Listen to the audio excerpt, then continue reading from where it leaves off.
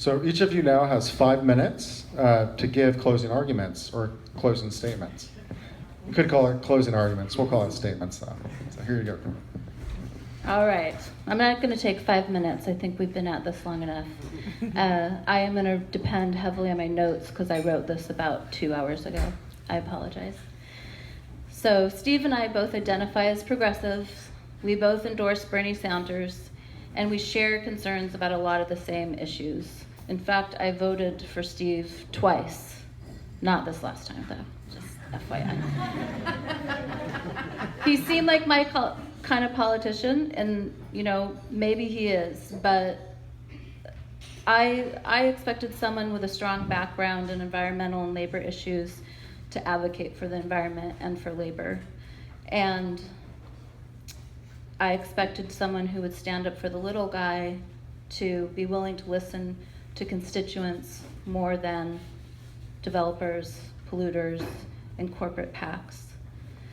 Being a lifelong Portlander, and Portland being the kind of place it is or was, it wasn't until recently that I realized, hey, I'm the little guy. Because the city where I was formerly able to build a good life for myself and my family, doing meaningful work while earning a modest income, has changed so rapidly over the past few years that I find myself struggling to make ends meet and stay in the city that's always been my home. I don't feel heard, and I certainly don't feel stood up for.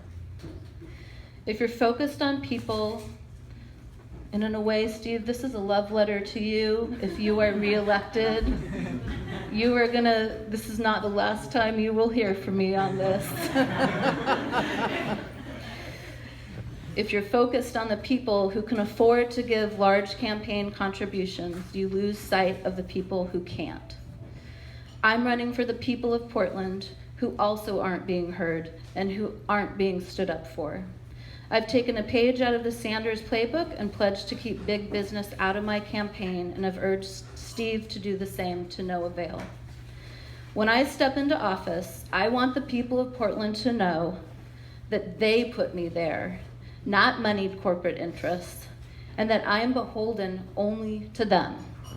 I will certainly take into account the interests of big business, being a business owner myself, but I will always put our people before their profit.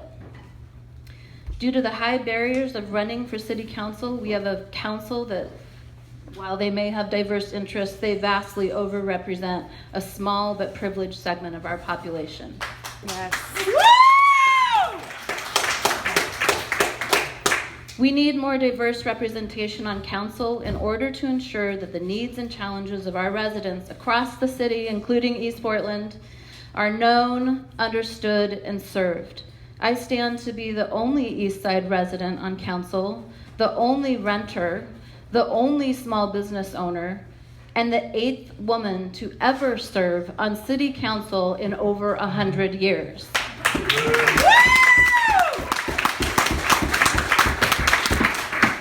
First step in the right direction, a direction that will bring more women, more people of color, and others who have largely been excluded from our political process.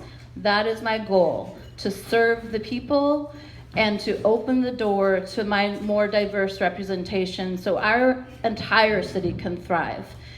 Let's make Portland work for all of us. Go, Chloe!